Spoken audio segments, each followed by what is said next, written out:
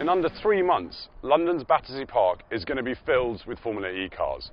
Not since 1990 has Great Britain held a street race, and it's an exciting prospect having something in the centre of London. But what about all these trees? What about the lack of facilities? Not to mention the fact that if you miss your braking point for the first corner, you're going to end up having a pint of London Pride in the Prince Albert. We've got Karun Chandhok here to talk us through it. Hi, I'm Karun Chandhok, former Grand Prix driver, racing obviously at Le Mans and sports cars, but also in the new FIA Formula E series with Mahindra Racing. Very excited to be here in Battersea Park. You can just about see the London Eye behind me, and we're going to take a little walk around and see what we've got in store for us when we come here in June.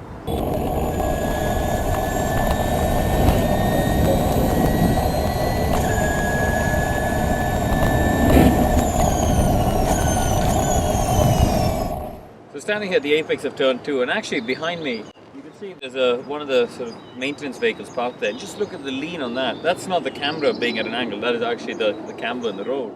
And that's going to be an issue for us. I think one of the biggest challenges around Battersea Park is there are going to be many places where you turn into a corner and the inside wheel is going to be off the ground. And these ones behind us, in quality mode, we'll approach it probably 140 mile an hour, well over 200 kilometers an hour.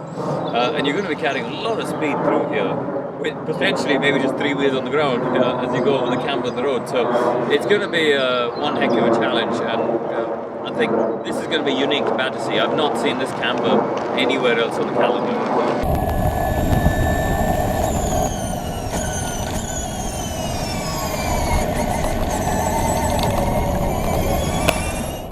I think the layout in general is really interesting. The run through here, through turn 1.5 is what they call the right hander, and the braking for turn 2 is probably the best overtaking spot. We have to wait and see how the chicanes pan out. I came here with the FIA for a track inspection, and we talked about how we think they should be positioned and laid out. But we're trying to make every chicane a little bit different, so that they're all a bit unique for the drivers. And I think that's going to be really where the lap time is how quickly you can carry speed through those chicanes.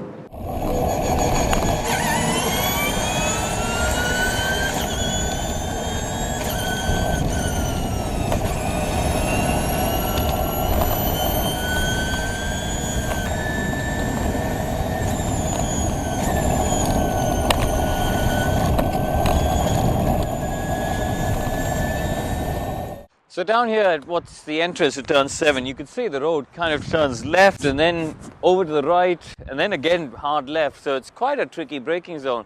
We've come through a couple of chicanes here, so there's a lot of change of direction going on, and that's going to be one of the key things to get the setup right. You want a car that changes direction, but typically a car that's like that is quite stiff. But that's not going to be good for the camber in the road. So really, setup's going to be a massive compromise around here, because once again, you can see that the road cambers one way and then the other. It's very, very tricky. But what's really cool, you look at all these grass banks, and I believe, if I'm not mistaken, these are all going to be open to walkabout tickets, and it's going to be great for the fans to get so close to the track. You're never going to see that at a permanent racetrack around the world anywhere, and that's really the charm of racing here in the heart of London on the streets.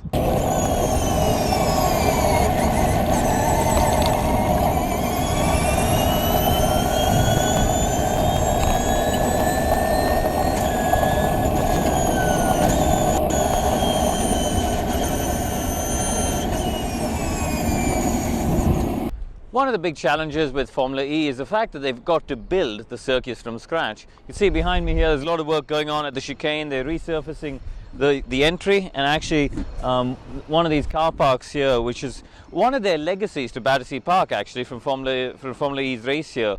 They've sort of agreed that most of it or everything will be taken away by Friday night. No barriers, no cabling, no pit lane, nothing. So by the following Friday after the race, the track's going to look like it is now, apart from these two car parks, which is their sort of legacy to Battersea Park. So yeah, a lot of work involved, a lot of cost involved, but ultimately, hopefully it's going to be very rewarding for everyone. The local residents, you can see the house is just behind, they've got a great view of the track as well, and I really hope that they all enjoy the actual race weekend.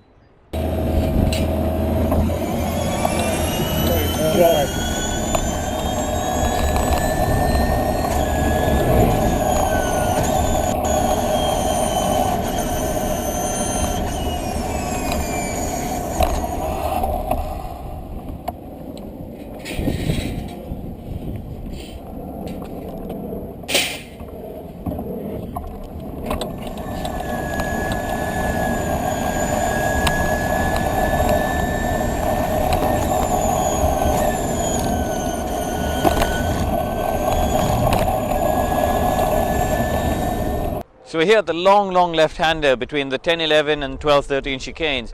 This should be easy flat out if it's dry. If it's wet, this is the bit I was talking about on the track map. Look at that camber here on the road. If you see that, it just falls away and the water will just collect here up against the wall, and that will be an issue if it rains. So being in England, there's a high probability of that happening, so let's just keep our fingers crossed that we have a dry race. But in qualifying mode, this will be a really exciting corner. You know, you got to use the camber on the road. It will still be flat, but it'll be just about flat. Qualifying in Formula E is probably one of the biggest challenges. What people don't realize at home is that in free practice also, we only get 2 laps in qualifying mode. So essentially you get 2 laps to have a little bit of an understanding and get your references, and then you get 2 laps in qualifying itself to do your lap time. So, you know, in those 4 laps, you've got such a big jump in performance between you know, the race mode that you've been driving around in. You know, we're approaching corners sometimes 20-30 kilometers an hour quicker. You know, you're talking 15-20% quicker, and therefore to judge where you need to brake and how much speed you need to carry, you know, coming out of the corner, and therefore how much throttle, it is so difficult, and a lot of it is feel and guesswork, to be perfectly honest.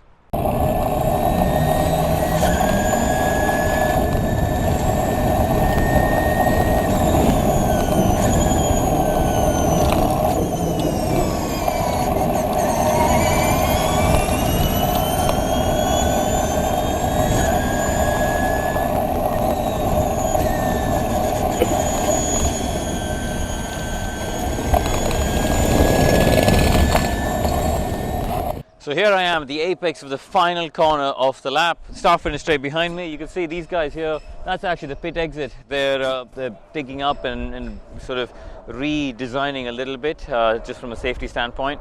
Again, as I said before, you can see the camber on the road here. This is the most extreme we've got on the lap.